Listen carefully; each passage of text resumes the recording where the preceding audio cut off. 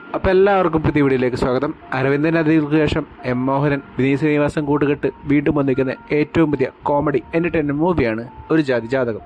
സിനിമയിൽ വിനീത് ശ്രീനിവാസന് പുറമെ ബാബു ആൻ്റണി, നിഖില വിമൽ, മൃദുൽ നായർ, കയാതുലോഹർ, പൂജ Mohanraj, Sayanora Philip, P Kunhikrishnan എന്നിവരും സിനിമയുടെ ഭാഗമാകുന്നുണ്ട്. ഇതോടൊപ്പം തന്നെ ഒരു പിടി നല്ല ആക്ടേഴ്സും സിനിമയിൽ ഭാഗമായിട്ടുണ്ട്.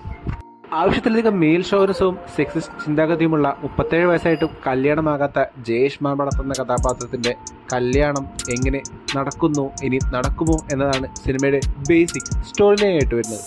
സിനിമ തുടങ്ങി ആദ്യ 10 മിനിറ്റുള്ളിൽ തന്നെ എല്ലാ കഥാപാത്രങ്ങളെയും, കഥാപരിസരത്തെയും, കഥാപാത്രങ്ങൾക്കിടയിലെ കോൺഫ്ലിക്റ്റിനെയും അതോടൊപ്പം തന്നെ മെയിൻ തീമിനെയും നല്ല രീതിയിൽ തന്നെ എക്സ്പ്ലോർ ചെയ്ത് സിനിമ ആ ഒരു എൻ്റർടൈൻമെൻറ്റ് ഫാക്ടർ ഫസ്റ്റ് ഹാഫിൽ നല്ല രീതിയിൽ തന്നെ മെയിൻറ്റെയിൻ ചെയ്തിട്ടുണ്ടായിരുന്നു.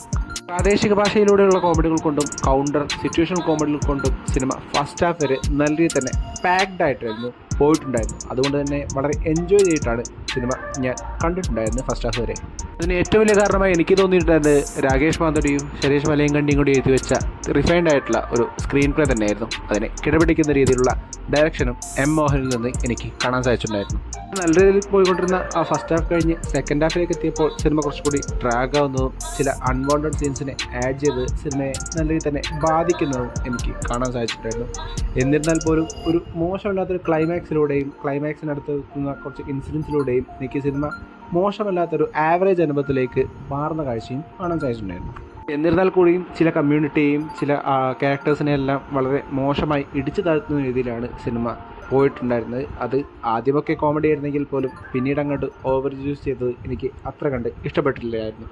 ആ പറയുന്ന കാര്യങ്ങളെല്ലാം ആ ക്യാരക്ടറിനെ ബേസ് ചെയ്താണ് എഴുതി വെച്ചതെങ്കിൽ പോലും അതോടൊപ്പം തന്നെ സെക്കൻഡ് ഹാഫിൽ അതിനൊരു ജസ്റ്റിഫിക്കേഷൻ കൊടുക്കുന്നുണ്ടെങ്കിൽ പോലും അവയെല്ലാം ഓവർ യൂസ് ചെയ്തതാണ് എനിക്ക് ഇഷ്ടപ്പെടാതെ പോയ ഒരു കാരണമായി എനിക്ക് തോന്നിയിട്ടുണ്ടായിരുന്നു. സിനിമയിലെ പെർഫോമൻസിലേക്ക് വരികയാണെങ്കിൽ പ്രധാന കഥാപാത്രമടക്കം എല്ലാവരും മികച്ച പെർഫോമൻസ് തന്നെ കാഴ്ചവെച്ചപ്പോൾ വിനീത് ശ്രീനിവാസൻ ചെയ്ത ജയേഷ് എന്ന കഥാപാത്രം സിനിമയിൽ സ്റ്റാൻഡ് ഔട്ട് ചെയ്ത് നിന്നായി എനിക്ക് തോന്നിയിട്ടുണ്ടായിരുന്നു.